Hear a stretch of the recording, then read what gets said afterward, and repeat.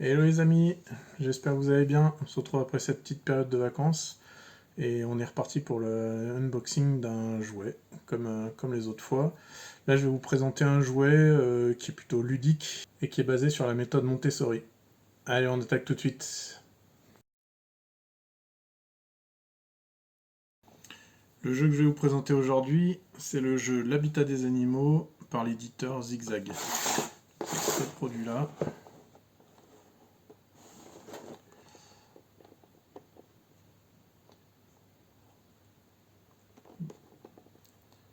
Avec le fait que ça soit basé sur la méthode Montessori. C'est un plateau avec des petits pics qu'on va rajouter dedans, qui vont permettre en fait de venir coincer des images d'animaux de la ferme. Et on verra, il y a deux choses, il y a la ferme et l'habitat des animaux de la forêt. Donc j'imagine que vu comme c'est fait, le décor il doit être d'un côté la ferme, de l'autre côté la forêt. Et après, visiblement, il y a des plaques avec des petits animaux à découper. Là, ils annoncent 150 pièces. Alors, ça, je trouve ça un peu moyen parce que dans les 150 pièces, en fait, ils comptent une pièce par petit pic. Donc au final, il n'y a pas 150 pièces pour jouer avec plein d'animaux. Il y a 1, 2, 3, 4, 5, 6, 7, il doit y avoir 7-8 personnages pour la ferme et 7-8 personnages pour la forêt. On regardera, je crois que c'est écrit derrière la boîte. Donc la boîte en carton, hein, tout ce qui est plus simple, avec le rappel du produit un petit peu de partout. Et derrière, on se retrouve avec l'explicatif du contenu de la boîte. Donc là, un petit résumé pour expliquer quel est le but du jeu. Et on voit qu'on a un décor forêt, on voit qu'on a un décor ferme, il y a le plateau avec pour mettre les petits pics, et on voit qu'ici, il y a les petits pics. Et en fait, les petits pics, si on regarde ici, c'est marqué qu'il y en a 126. En fait, dans les 150 pièces, il y a 126 pièces, c'est juste les petits pics verts, donc ça en fait quand même beaucoup moins. Si on regarde vraiment, il y en a 1, 2, 3, 4, 5, 6, 7, 8, 9, 10, 11, 12, 13, 14, 15, 16, 17, 18, il doit y avoir 18 éléments pour pouvoir mettre avec le décor. Après, c'est pas très grave, hein, ça ira très bien, et de toute façon, il n'y a pas besoin d'en avoir 15 000. Mais du coup, bien savoir que ce qui est marqué 150 pièces, c'est parce qu'il y en a énormément, c'est les petits pics qu'on va mettre sur le plateau. C'est 3 à 6 ans, c'est indiqué. L'éditeur, c'est Zigzag. Donc on va attaquer tout de suite de l'ouvrir et puis de voir ce qu'il y a à l'intérieur et ce que ça donne. Allez, c'est parti.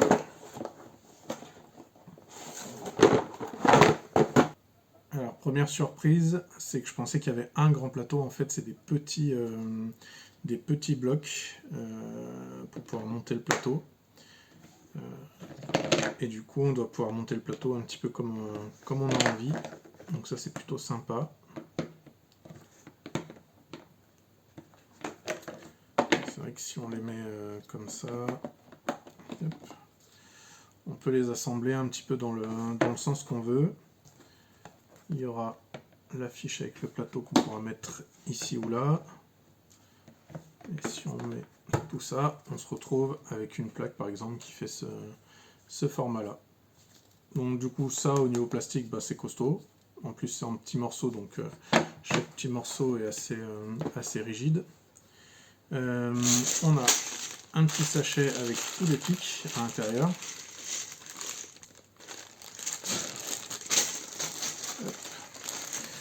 Et du coup, on peut récupérer chaque pic pour le mettre à l'intérieur du plateau.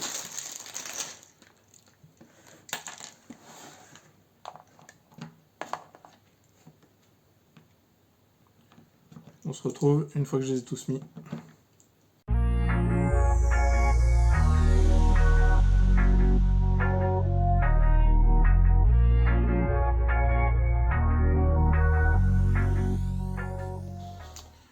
Et ben voilà. Et ben une chose est sûre, c'est qu'il va falloir que vous soyez sacrément patient pour jouer avec ce jeu. Car comme vous avez pu le voir, monter tout ça, il y en a pour un petit moment.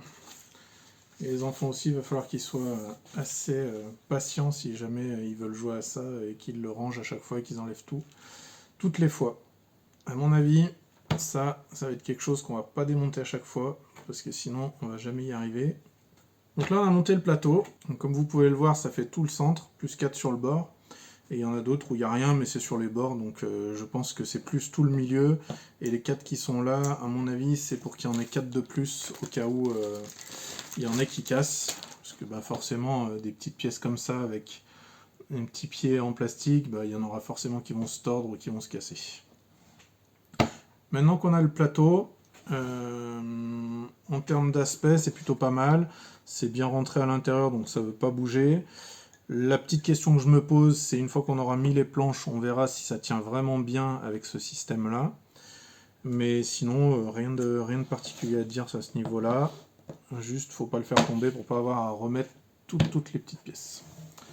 Dans le pack, il y avait un petit papier avec la méthode qui explique la méthode Montessori, donc à ce niveau-là, et qui permet justement de voir un petit peu comment c'est fait et quels sont les intérêts de ce jeu-là.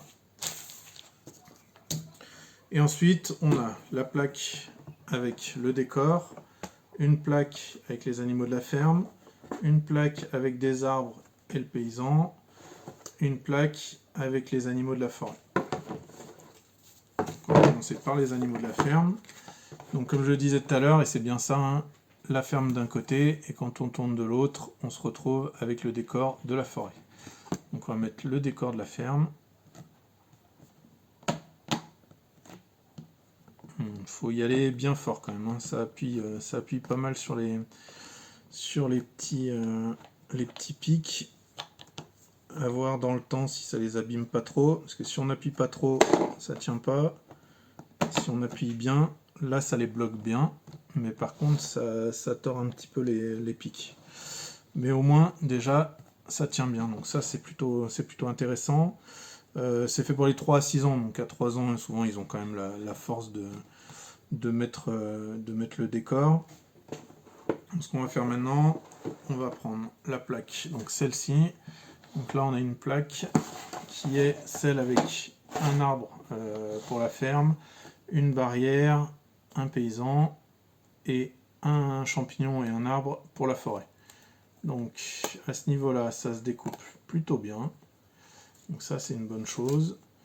Au niveau de l'épaisseur du carton, on est plutôt sur quelque chose de solide. Donc ça c'est aussi une bonne chose. Et après, quand on le rajoute, c'est vrai que là ça force un peu moins parce qu'on est sur une plus petite pièce, il y a besoin de moins de longueur. Donc c'est vrai que ça se met plutôt bien. Le décor était un petit peu difficile à mettre, mais c'est pas du tout le cas sur les autres pièces. On va essayer la barrière qui du coup elle est beaucoup plus longue, mais ça se met vraiment pas mal, ça se met vraiment facilement. Donc ça c'est plutôt bien. L'arbre pareil, donc ça il n'y a pas de souci, ça marche bien. Et ensuite on a une plaque avec les animaux de la ferme. Donc dans les animaux de la ferme, on a un cheval, on a un mouton, et après on a une oie, un lapin, une vache et une poule. Donc pareil, hein, ça se découpe très bien, donc ça c'est plutôt pas mal, on l'abîme pas en le découpant. Ça se positionne très bien, finalement ça s'accroche bien, c'est vraiment le décor visiblement qui du coup est un peu plus dur à mettre, mais en tout cas les personnages ils s'enclenchent très bien. Hop, on peut les mettre facilement. Ensuite on a l'oie qu'on va mettre vers l'agriculteur et on a la poule. À ce niveau-là, on a pas mal de crans et de paliers, donc ça fait qu'on peut vraiment les mettre plus ou moins loin. Ça c'est plutôt pas mal. Donc on peut s'amuser à les mettre un peu partout. On peut les enlever facilement, les repositionner. Donc pour faire des histoires, c'est vraiment sympa. Après, on n'est pas obligé de tous les mettre en même temps, hein. Là, je les ai tous mis pour montrer, mais ça marche plutôt bien. Les petites plaques, comme elles sont faites, elles se tiennent bien, donc il n'y a pas de problème. Quand on enlève, bon, ça soulève un petit peu les pics, mais ça c'est un peu normal. quand on les met. Et après, bah, c'est vrai on peut s'imaginer faire des histoires avec les enfants, avec les animaux de la ferme, le paysan, l'arbre, la barrière. Donc c'est vraiment plutôt sympa. Et après, on a les autres éléments avec les animaux de la forêt. Donc on a un arbre pour le décor, c'est plutôt cool. Le champignon, et après on a les animaux. Et dans les animaux, donc on a un renard, un raton laveur, on a un hérisson, un cerf, un écureuil et un loup. En termes de dessin, franchement, c'est vraiment super sympa, c'est vraiment joli. Donc là, il n'y a vraiment rien à redire là-dessus. Pareil, hein, les plaques, elles se découpent vraiment très facilement, donc ça c'est bien de pas risquer d'arracher le dessin, le motif avec la découpe. Donc ça c'est vraiment pas mal. C'est recto verso, donc ça aussi c'est pas mal. Il n'y a pas un côté blanc, donc on peut les mettre dans un sens et dans l'autre sans problème. Il y a quand même plusieurs animaux, donc ça, je pense que pour faire des petites histoires c'est plutôt suffisant, ça va très bien. Au niveau de ce jeu-là, et ben du coup dans l'état, on va dire dans l'appréciation générale, c'est vrai que bah, je trouve que c'est vraiment bien fait. C'est assez simple, du coup pour les petits enfants, c'est de 3 à 6 ans, c'est très bien. Après ils s'amusent peut-être plus autour de 3 ans qu'à 6 ans. À 6 ans ils joueront peut-être à d'autres choses. C'est vrai que non, c'est vraiment pas mal. Dans l'ensemble, les dessins des animaux, du décor, tout ça, c'est vraiment sympa. C'est simple, mais c'est super joli. En nombre d'animaux, c'est pas mal. On aurait pu en avoir quelques-uns d'autres, mais franchement, ça va déjà pas mal. Au niveau du plateau, bah, c'est vrai qu'on a quand même pas mal de place hein, pour jouer. Là, je les ai tous mis, donc c'est un petit peu chargé, mais c'est vrai que si on en enlève quelques-uns, c'est très bien pour jouer.